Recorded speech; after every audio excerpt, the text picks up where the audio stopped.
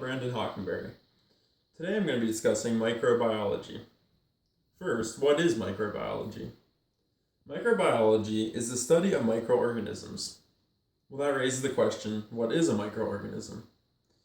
Microorganisms are organisms that are too small to be seen with the unaided eye. These organisms are often too small to be even viewed with a standard light microscope that you would see someone using in the lab. Instead, these organisms have to be viewed often with electron microscopes. The average size of a microorganism is about 1.3 micrometers by 4 micrometers. That's about 1 million times smaller than a meter. So as you can imagine, these are very tiny organisms. Bacteria and archaea are two examples of microorganisms. Bacteria have a variety of different functions, structures, functions, and methods for obtaining their energy.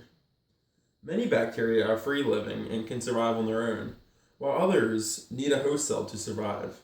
Most bacteria are single-celled organisms. So how is any of this important to us? What effect does this have on our everyday lives? Well, microorganisms are everywhere around us.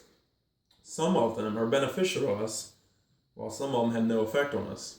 Some of them are even harmful. I'm sure everyone has heard of the bubonic plague. The bubonic plague wiped out around 1/3 of Europe's population during the Middle Ages. The plague is still around today, but it is no longer as disastrous as it was back then. The bubonic plague was caused by the bacteria Yersinia pestis.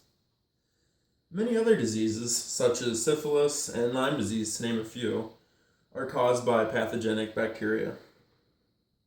Other microorganisms are actually beneficial to humans. In fact, many antibiotics that are used to treat illnesses come from bacillus microorganisms. Bacillus bacteria is found abundantly in soil. Now I'm going to show you a few items that you can find around the house that contain a variety of different microorganisms, and I will discuss which microorganisms may be present on these materials.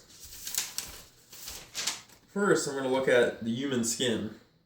Human skin can contain a variety of different organisms, but mainly it contains Staphylococcus epidermis. This is a gram-positive firmicute, and it is a very common skin resident.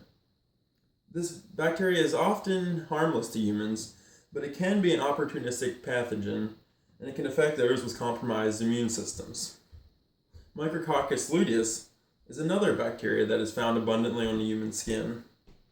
This also is gram-positive, but it belongs to the phylum Actinobacteria. This too is generally a harmless bacteria. Next, we're going to look at meat that you can find in your freezer. Meat contains a variety of different microorganisms, but one that's found primarily in it is lactobacillus. Lactobacillus is also found abundantly in milk. Next, we're going to look at eggs here. Eggs can contain salmonella. Salmonella is a gram-negative proteobacteria, and it is pathogenic. In conclusion, that was just a very brief overview of the field of microbiology. Microorganisms are all around us, and they have an effect on our everyday lives.